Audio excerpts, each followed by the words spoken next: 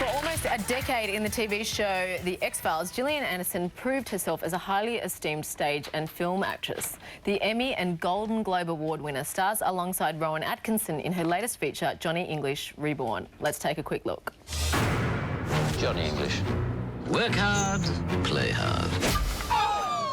You made a laughingstock out of this service once. Not on my watch. Clear?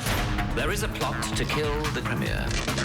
Time is of the essence. Where are we on security? English. Give me 24 hours. I've got her, you old hag. She's the killer. She's my mother! Granny! Please welcome Gillian Anderson.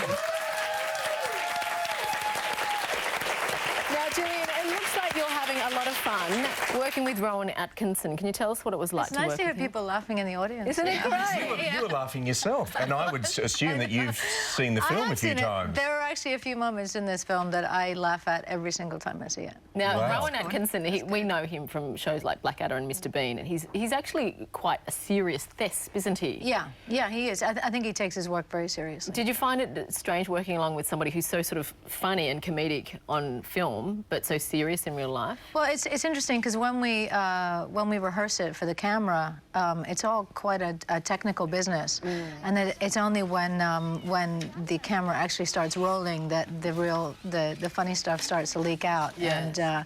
And it's extraordinarily funny. The flow. Do you play? I mean, you're known for your dramatic roles, but do you actually play comedy? Am I in a actually funny? Well, no. You seem funny. But do you play it differently?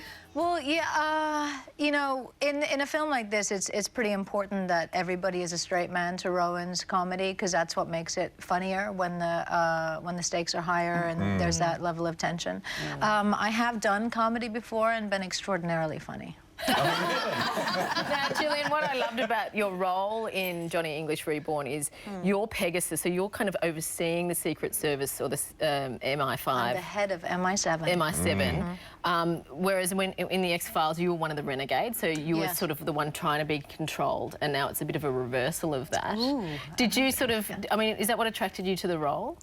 I think so. I also think that just the idea that I'm the head of anything really cracks me up, because I'm quite goofy and I can't imagine myself being the boss of anybody.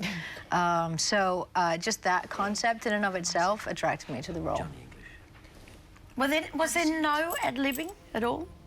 No. Nothing. Everything's set. There's one scene in it where Rowan's character he's taken a drug, or somebody's given him a drug that makes him go out of control, and he is half of his body is trying to take control of the other half of his body that's out of control. And first of all, it's an unbelievable comedic feat. But if you can just imagine the psychology of it, of trying to do that as an actor, like half of your body wrestling with the other, you know, I mean, just figuring all that out. But there's one aspect of it where they tried something that wasn't planned, whereby some music comes through the speakers, and so his out-of-control body starts dancing to the music, and at this particular moment he also has lipstick on. And a pinstripe suit. It all makes sense. So it does, It does make and sense. it's absolutely hysterically great. funny. It Gillian, is, can we go back to the X-Files? You were 24 when you were cast Yeah, as I Scully, was. and then you did the show until you were 34. That's a huge chunk of your life. Yeah. How much of the show affected the person that you are? I don't know. It's weird because I essentially, as you pointed out, I kind of grew up during the series, and so it's hard to know how much of me growing up influenced Scully's growing up, and how much the evolution of that character dictated who I became as a person. And not only that, at one stage you were pregnant. I was, and yeah. had to go back to work. You had a Caesar. I had a Caesar as well. Were you back to work at 10 days? I haven't heard it called that in a really long time. I What just do you figure out call what it? you were talking about. A C-section. C-section or a C-section. C-sec. Yeah, I did indeed Or have a a Caesar. C-sec. C-sec. Is that how you call yeah. Yeah, So in you went back to Hollywood, work- you call it a C-sec. 10 days after a C-sec. I did have, yes, I went back to work 10 days after a C-sec.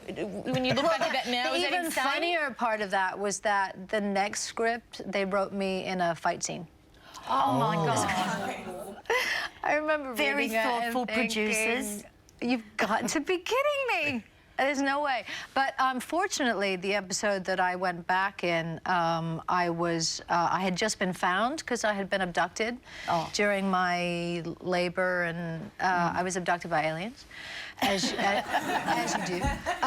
And they found me unconscious, and so I got to be horizontal and unconscious for a few days when I came Well, back. that was So very that cool. doesn't count. But you know, that episode was called One Breath. And because of how large my breasts were, because I was breastfeeding. We call them breeze. When I was when I was lying down, they were like up to here, and that particular episode was nicknamed One Breast. Yeah, we do have to go. Do you mind quickly sharing what your tattoo means before we go? Yeah, I had this done around the same time that the series ended, and it was supposed to be Sanskrit. That's what I asked for, but it's actually Hindi. Every once in a while, an Indian person comes up to me and says, "Why does it say that?" But it's one of the 8 limbs of yoga, and it's about right mind and right action. Well, we're very thrilled to have you on the couch. Thanks so much for joining us. Please thank Gillian Anderson.